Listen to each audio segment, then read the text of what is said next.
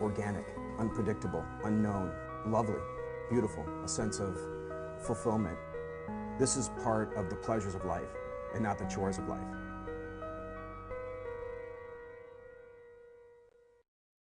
Tonight on Daily Iowan TV.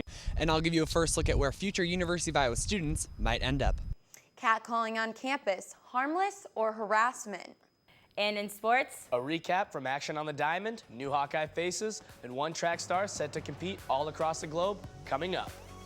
All this and more on the way. You're watching Daily Iowan TV.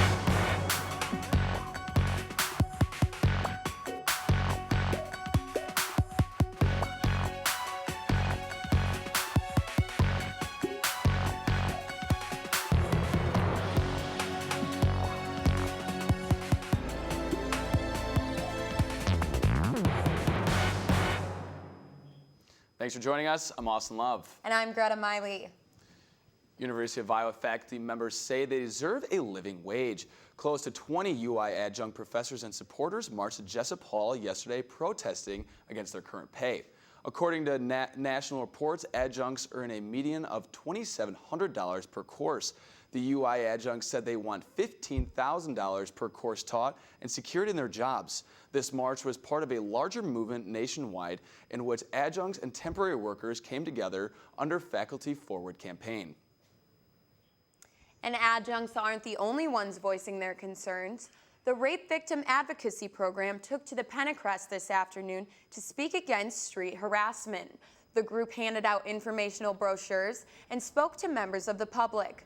According to the group, 70 to 99% of women experience street harassment. They also displayed a poster that depicted examples of typical catcalling. Although the statements can appear harmless, members of RVAP said they lead to serious consequences.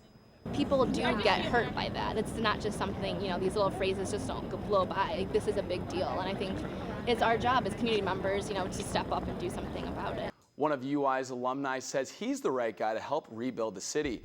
Owner of Iowa City's McDonough Structures Incorporated, Scott McDonough, announced this week his candidacy for Iowa City's Council District C. 50-year-old McDonough graduated from UI's Tippie College of Business in 1988 and has served on a number of local boards, including Iowa City's Board of Appeals and Johnson County Affordable Homes Coalition. He said he wants to use his business experience to keep the city thriving economically. It's hard to miss all of the construction going on in Iowa City lately, but one site is finishing up on the west side of campus. Daily Iowan TV reporter Cole Johnson has more. Cole? Thanks, guys. The university isn't the only thing that's wrapping up for the summer.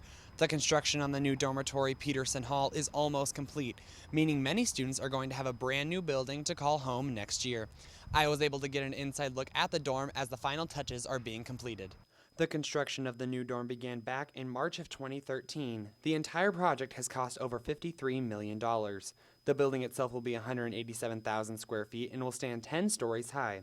When designing Peterson Hall, food options and learning environments were created, as well as adding in more private bathroom options.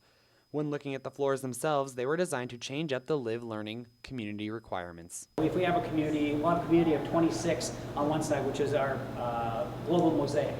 And what we're going to do on that floor is actually we're going to have a domestic student living with an international student. That is going to be their crux for coming in. So every American student will have an international roommate. Every international student will have an American roommate. Peterson Hall will house over 500 students and will be completed over the summer. It will open fall semester of 2015.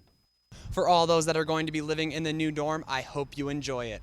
Reporting from Iowa City, Cole Johnson, Daily Iowan TV.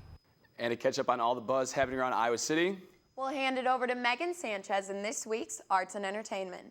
Thanks, guys. This weekend, one large student organization on campus here at the University of Iowa will be celebrating a birthday. Take a look.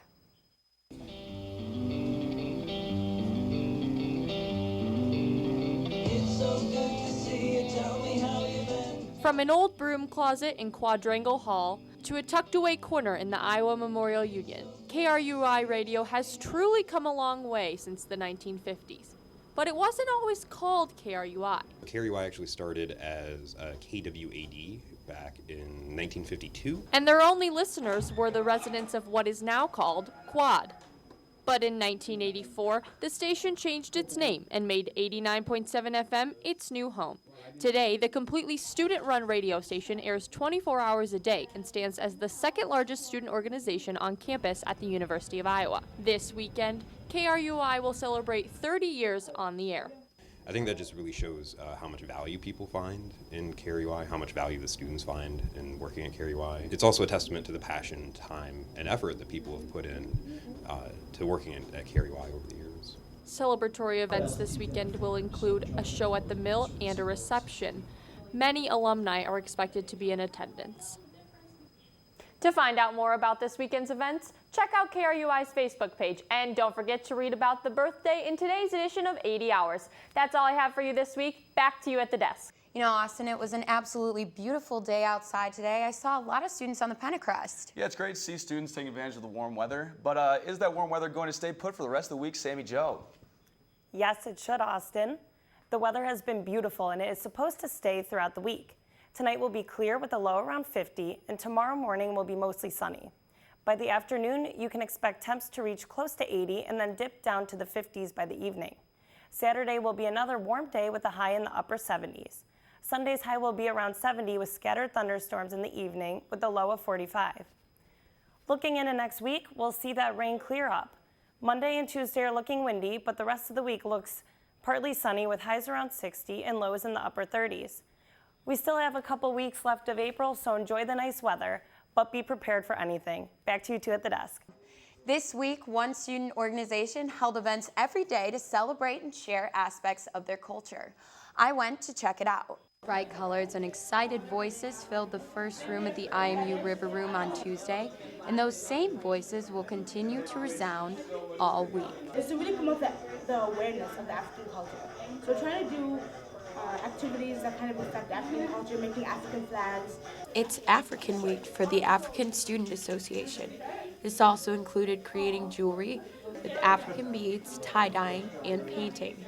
President Bisola Amoba said the week's events were planned by everyone. These were events that we've just wanted to do actually during the whole semester, and since we didn't really have time to have these separate events, we just combined them all into this week. Yeah. The events and association are encouraged to be attended by all ethnicities. There will be a movie Friday night and their big event, Taste of Africa, on Saturday.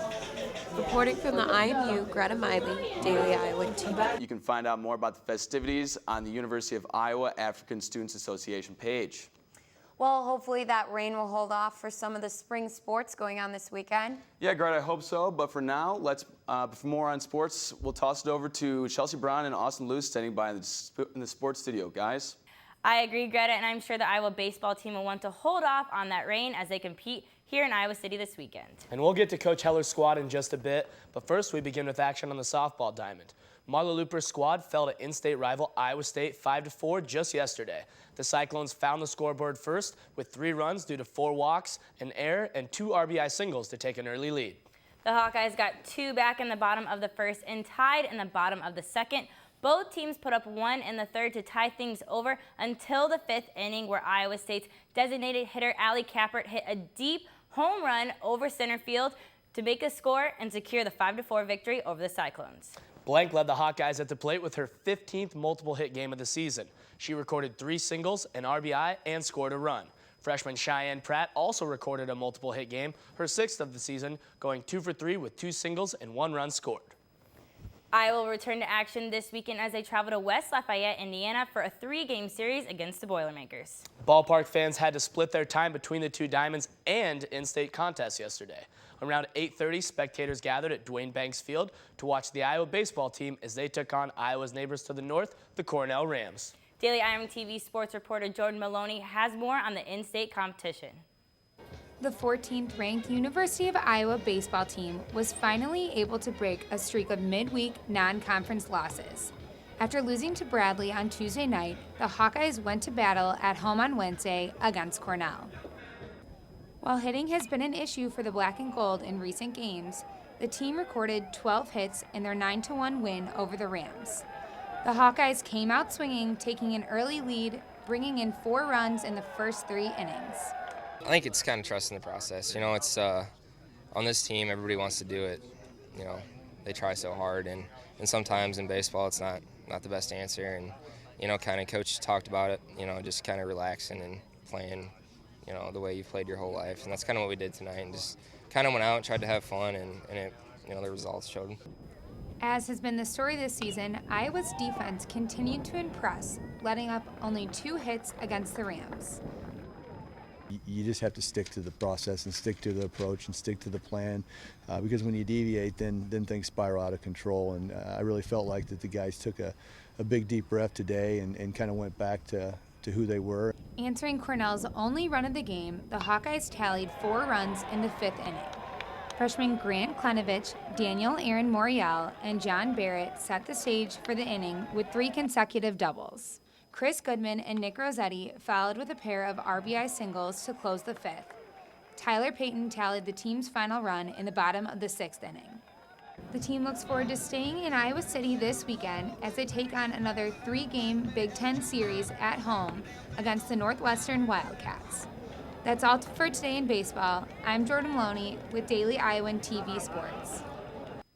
And the turnaround for the team will be quick. The 24-10 Hawkeyes will return to action Friday night beginning at 6 p.m. They will host the Northwestern Wildcats in a 3-game series with Saturday's game set to begin at 2 and wrapping up the series with Sunday as the game starts at 1 p.m. A new face will be added to Fran McCaffrey's squad, as it was announced yesterday that Christian Williams of St. Teresa High School in Illinois has signed a letter of intent to attend the University of Iowa. Williams became his school's all-time leading scorer with 1,587 points.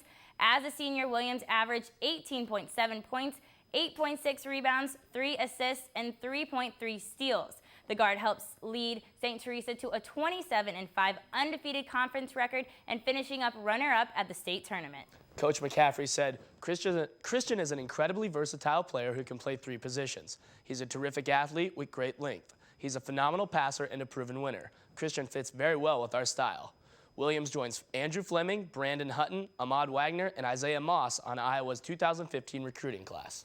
And looking beyond Iowa City, one member of the university track and field team earned his ticket to Gwangju, Korea to represent Team USA at the 2015 World University Games. Sophomore Aaron Mallett will compete in the 110-meter hurdles. Mallett set a personal best of 13.6 at the 2015 Florida Relays event. His time ranks 2nd in the NCAA, leads the Big Ten, and ranks 2nd in program history. Mallett is the first Hawkeye to compete in the World University Games since 2013. The event will take place July 3rd through the 14th. That will about wrap things up for us here in the sports studio tonight, but make sure to tune in to Daily Iowan TV Sunday for the recap on Iowa's baseball series against the Wildcats. And we'll have a full update how the Atlanta Dream made the logical choice choosing Iowa women's basketball star Samantha Logic to join their team as a 10th pick in the WNBA draft. Greta and Austin, back to you guys. One nurse at a Polish animal hospital is helping many animals feel better. But this isn't your average nurse. Check out these adorable pictures. A black cat named Radamines is in charge of comforting other animals that are going through medical treatment. The job description is no easy feat. His duty appears to be resting on top of recovering cats and dogs and comforting them after their medical treatments. Radamines is now considered to be one of the most important office assets. That's so cute. I need a Radamines. Yeah, I'm more of a dog guy, but you know, that's all right. It's a cute cat, I guess. That's all we have for you tonight on Daily Iowan TV. Don't forget to catch us again Sunday night at 9 p.m. for the latest news. Or catch us anytime on dailyiowan.com. I'm Austin Love. And I'm Greta Miley. Thanks for watching. Have a great weekend.